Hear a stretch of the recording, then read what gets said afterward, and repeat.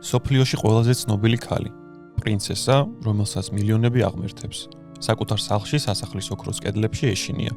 ეშინია არა აჩრდილების, არამედ საკუთარი ქმრის და იმ სისტემის, რომელსაც ფირმას უწოდებენ. 1997 წლის 31 აგვისტო. პარიზი. ამის პირველი საათი. პონდელი ალმას გვირაბში შავი მერსედესი შედის. წამებში ის ლითონის გროვად იქცევა. სოფლიოს ეუბნებიან, ეს უბედური შემთხვევა. ძველი კი მთვრალი იყო. მაგრამ რა მოხდება თუ გეტყვით, რომ ეს უბედური შემთხვევა თვითონ დიანა მიწინას წარმეტყველა წერილში, რომელიც საკუთარი ხელით დაწერა. გვირაბში, სადაც ყოველ მეტრზე კამერა არის დამონტაჟებული, ზუსტად ავარიის მომენტში არც ერთი კამერა არ მუშაობდა. და მძღოლი, რომელიც იმ საღამოს დიანას მანქანაზე იჯდა, წესით იქ არ უნდა მჯდარიყო. მე საბოლოოდ, შენ შეგიძლია შუა დამიძახო. ეს ჩვენ ვისაუბრებთ პრინცესა დიანას გარდაცვალების შესახებ არსებულ კონსპირაციებს. იმისათვის, რომ გავიგოთ რა მოხდა გვირაბში, მანამდე უნდა გადავხედოთ წარსულს, დაახლოებით 1990 წლების შუა პერიოდს, როცა უკვე დიანა აღარ იყო ის 19 წლის გოგო, რომელიც შევიდა სამეფო ოჯახში, აღარ იყო ისეთი მორცხვი და ქონა ზედმეტი ინფორმაცია. ეს პოლ ბარელია, ადამიანი, რომელსაც დიანა თავის კლდეს უწოდებდა. 1996 წლის ოქტომბერში პრინცესა დიანა მივიდა პოლთან და გადასცა წერილი, რომელიც იყო კონვერტში დახურული. პოლ, მე ამას წერდა ვდებ კონვერტში. შეინახე როგორც სადაზღვევო პოლისი. მოდით ერთად წავიკითხოთ ეს წერილი. მე აქ ვზივარ ჩემს მაგიდასთან და ვნატრობ ვინმე ჩამეხუტოს და გამამხნევოს. ჩემი ცხოვრების ეს პერიოდი ყველაზე საშიშია. იქ პიროვნება გეგმავს ავარიას ჩემს მანქანაში, მუხრუჭების წყობრიდან გამოსვლას, თავის მძივე ტრამვას.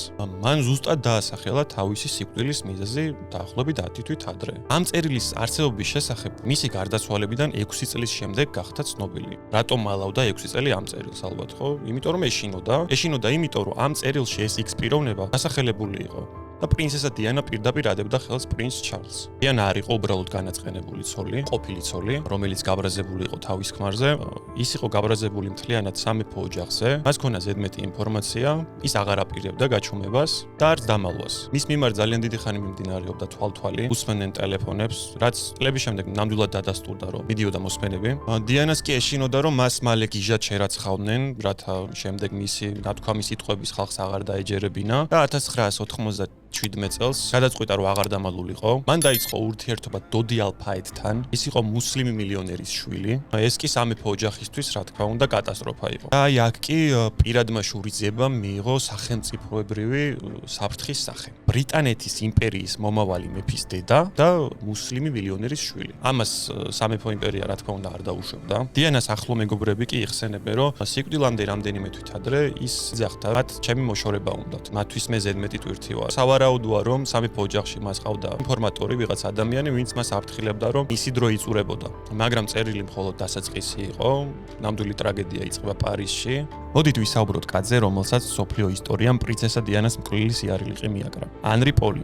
ის იყო სასტუმრო რიცის უსაფრთხოების უფროსის მოადგილე. ოფიციალური ვერსია კი ისეთია, რომ ის იყო ლოთი, იმ ღამეს იყო მთვრალი, ანტიდეპრესანტების ზემოქმედების ქვეშ. ერთი შეხედვით ყველაფერი მარტივია, მაგრამ მის ბიოგრაფიაში თუ ჩავიხედავთ, არსებობს რაღაც კითხვები. დააკვირდით რიცის სათვალთვალო კამერებს ავარიამდე, რამდენიმე წუთით ადრე. ანრი პოლი აბსოლუტურად ფხიზელია. ის იკრავს ფეხსაცმლის თასმებს, თავისუფლად ესაუბრება პაპარაცებს, გადის სწორგზაზე. შეიძლება თქვათ, რომ მარტივად იტანდა სასმელს და სრულიად ფხიზელი არ არის, მაგრამ ნებისმიერ ექიმს რომ კითხოთ მისი გარდაცვალების შემდეგ სისხლში იმ დოზის ალკოჰოლი იპოვეს, რომ ის წესით კომაში უნდა ყოფილიყო და არა მანქანის საჭესთან. არსებობს საფუძვლიანი ეჭვი იმისა, რომ მისი ანალიზები მორგში შეცვალეს. ზუსტად იმ ღამეს მორგში მიიტანეს გვამი, რომელიც ნახშიროჟანგით იყო გაგუდული. დიდი ეჭვია, რომ მათი ანალიზები შეცვალეს, რადგან ანალიზებში ნახშიროჟანგის ძალიან დიდი დოზა იყო. კითხვა თუ საიდან აღმოჩნდა, ამაზე პასუხი გამოძიებას არ აქვს. ყველაზე საინტერესო კი ის არის, რომ მისი წლიური ანაზღაურება 20,000 ფუნტ სტერლინგს არ აღემატებოდა. მისი გარდაცვალების შემდეგ აღმოაჩინეს, რომ მას ჰქონდა დაახლოებით 15 საბანკო ანგარიში, ერიცხებოდა 100,000 ფუნტ სტერლინგზე მეტ. საიდან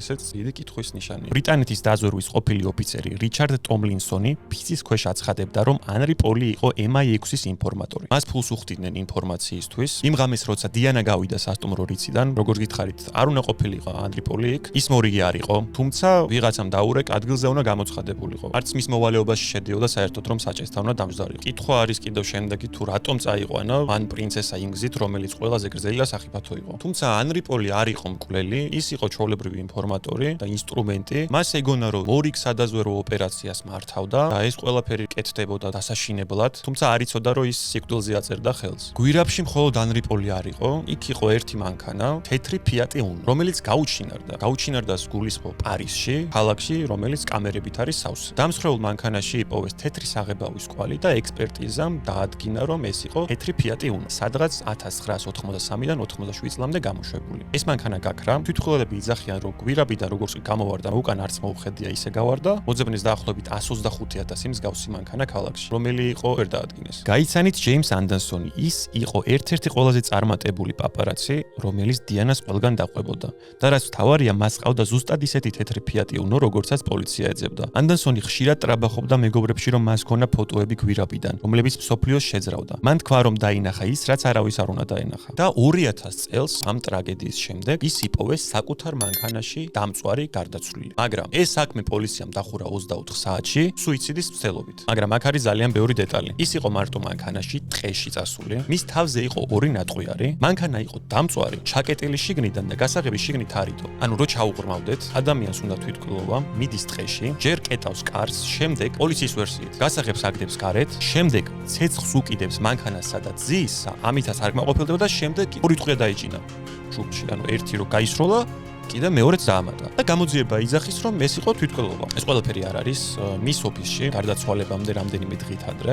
შევარდნენ ნიღბიანი პირები და მოიპარეს კომპიუტერის ვინჩესტერი, ფოტოარქივი. დანარჩენი ყველაფერი დატოვეს. ყველაზე საინტერესო ფაქტი კი ის არის, რომ ავარიის შემდეგ პრინცესა დიანა ისევ ცოცხალი იყო, გონებაზე იყო, საუბრობდა და სასწრაფოს მანქანას დაჭირდა საათი და 43 წუთი, რომ მიეყვანა საავადმყოფომდე, რომელიც მდებარეობდა 6 კილომეტრში. ექიმები იძახდნენ, რომ მას სტაბილიზაცია უფრო ჭირდებოდა და ადგილიდან არ ძრავდნენ. თუმცა ბრიტანელი რეანიმატოლოგები იძახიან, რომ პრინცესა დიანას ჰქონდა შინაგანი სისხლდენა, მას ჭირდებოდა საოპერაციო მაგიდა და არა ქუჩაში სასწრაფოს მანქანაში ყოფნა. დაახლოებით 9 საათით ადრე რომ მიეყვანათ საავადმყოფოში, ის დღესაც ცოცხალი იქნებოდა 64 წლის ასაკში. და ბოლოს მთავარი მოტივი, მოჰამედ ალ-ფაიედი, რომელიც იყო დოდი ალ-ფაიედის მამა, რომელიც ამტკიცებს, რომ პრინცესა დიანა იყო ორსულად. მისმა შვილმა და პრინცესამ რამდენიმე დღით ადრე დაურეკეს მას და უთხრეს, რომ ისინი დანიშნვას აპირებდნენ და დიანამ უთხრა, რომ შენთვის სიურპრიზი მაქვს და ეს სიურპრიზი იყო სავარაუდოდ მისი ორსულობა. თუ იმ თეორიას მივყვებით, რომ სამეფო ოჯახმა ის მოიშორა, ეს იყო ბოლო წერტილი, გამოც მისი მოშორება გადაწყვიტეს. ბრიტანეთის მონარქია, რომელიც ეკლესიის სათავეში დგას, ვერ დაუშვებდა, რომ მომავალი მეფის დედას მუსლიმი მილიონერისგან შვილი ჰყოლოდა. დიანას ცხედარს ბალზამირება ჩაუტარეს რამდენიმე საათში,